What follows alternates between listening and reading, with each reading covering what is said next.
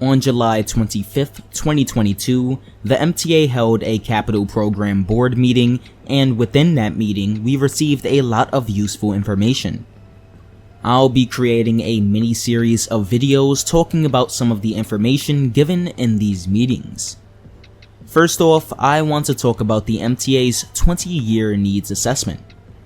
The MTA's 2025 to 2044 20-year needs assessment is a document which lists the investments the MTA deems essential to serve the region for the next generation.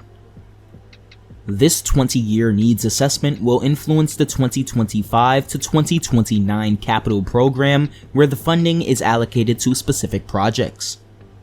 This 20-year needs assessment will be completed by October 2023. And what I am about to share with all of you as a part of this assessment is solely a draft. On the MTA's website, it is listed what potential expansion and enhancement projects will be evaluated as a part of this assessment. I'm going to be going through some of the things I deem as important on this list, but if you would like to read the entire list, I will leave the link in the description below.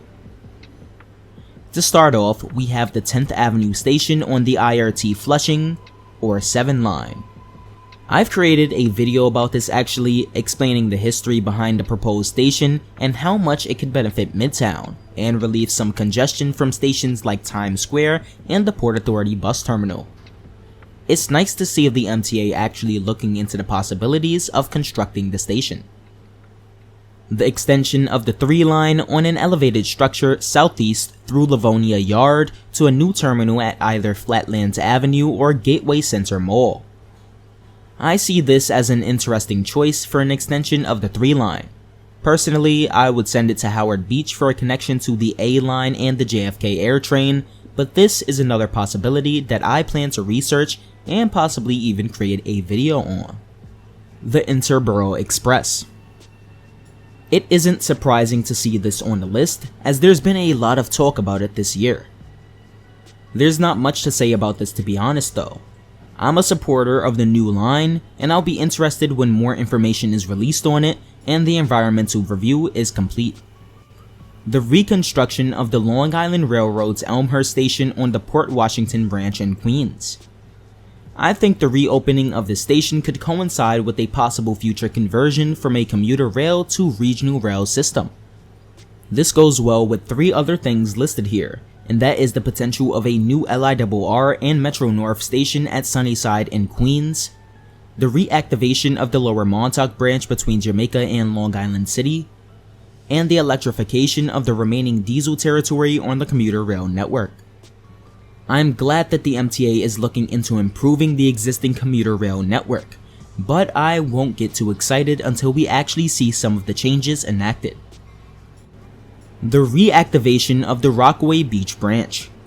Throughout the past few years, there has been a lot of talks about reactivating the Rockaway Beach branch. I've actually talked about the project on this channel in the past, and it is currently one of the highest viewed videos on my channel. This extension, or reactivation I should say, is a crucial one for Queens, and could provide us with not only a new line running over the reactivated section, but improvements to existing lines, like the A as well.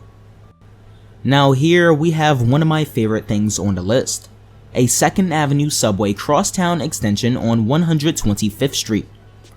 I've created a video on this a while ago, and in it I mentioned how important this project is. 125th Street is a gridlock. Buses constantly get stuck in traffic along the corridor. If we aren't going to create a busway to alleviate some of those projects, then let's take it to the subway. This extension, according to the MTA, would see the 2nd Avenue subway extended crosstown to Broadway and terminate there, or turn north for a connection to the one at 137th Street or the 8th Avenue line on St. Nick. I would prefer to just have the line end at St. Nick or Broadway. Continuing to talk about the 2nd Avenue subway, we have Phase 3 of the project, which I am extremely skeptical about.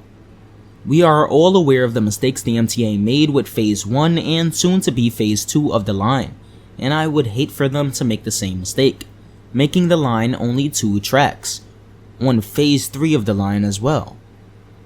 It severely limits capacity and would not allow for any form of express service. Moving out of Manhattan and into Brooklyn for the final thing, we have Utica Avenue transit improvements. Listed on the website, we have a variety of options that could help improve transit access along Utica Avenue, like extending a subway line down the avenue, a BRT enhancement to the current select bus service line, or even both.